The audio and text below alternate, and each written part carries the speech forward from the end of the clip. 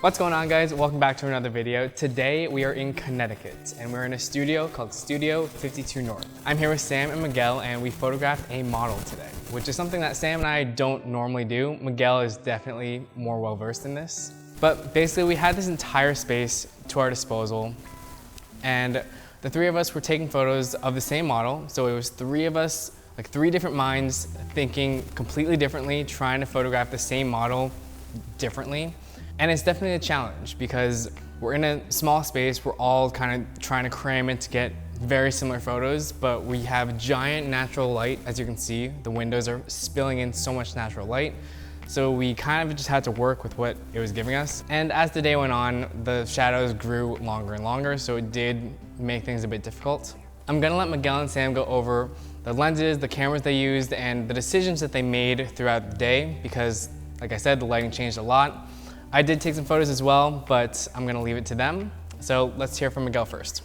Hey everybody, my name is Miguel. I'm a photographer out of the Connecticut area. I am a Nikon shooter.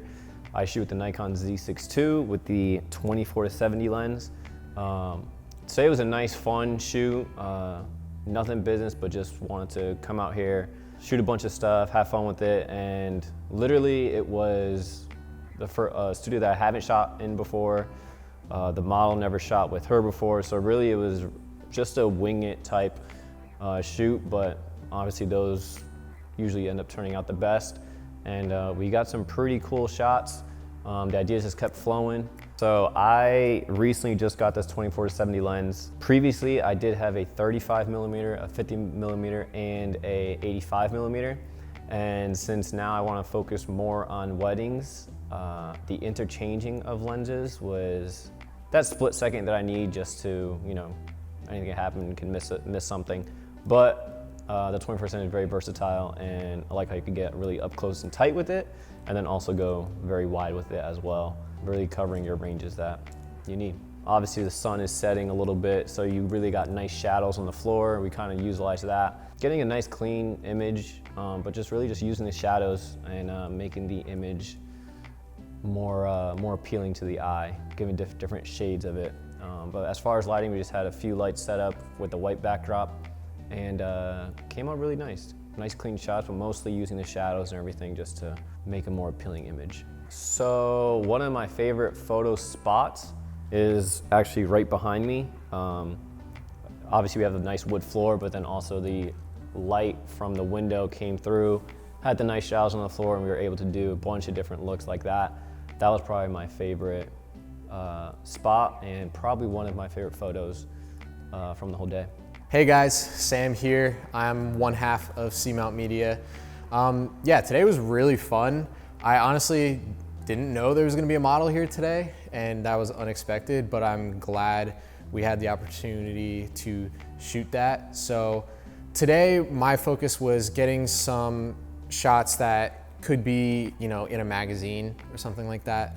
So what I was using today, my camera of choice is the A7S III, which is usually a video camera, but it takes pretty good photos too, as you can see. My lens of choice is the Sony 35mm f1.4, and this is one of those lenses that's like slightly wider, and so it's not super tight, but you can get shots that look kind of tight at the same time. It's a very versatile lens, that's how I like to describe it. We have these awesome windows here that are creating these really cool shadows, so I wanted to use those a lot. We also had access to a white backdrop for some of those more simple shots.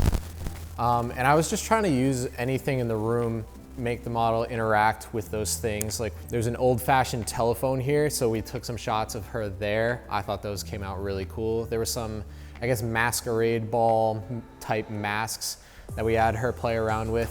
And we were also using a lot of mirrors today. So yeah, I had fun playing around with that. I didn't have like a aim going into this. I just kind of like pointed my camera in a direction. If I liked the shot, I took it. I also kind of accidentally got this idea of doing like a boomerang.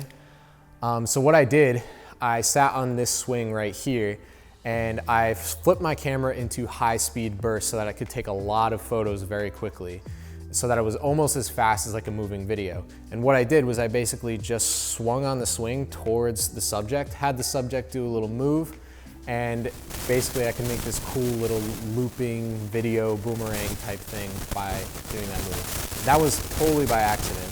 I was not thinking about doing that until it just accidentally happened. It was fun just to do this for the heck of it. Like, this is not a client job or anything like that. We were all kind of feeding off of each other's ideas. Like, Miguel would have one idea and I would be like, oh, I want to do that with my camera, my look. But Miguel can obviously get a similar shot as well. So we were kind of feeding off of each other, and I think that was really awesome, and we could produce some really cool results like that. So yeah, back to you, Nick. So with that being said, hopefully you enjoyed the insights and got a better sense of how 3 photographers can really utilize the same space. All of our Instagrams will be linked down below, including the model, Victoria. She was amazing. If you're in the New England area and you're looking for videography or photography services, our websites are linked down below. Thanks for watching.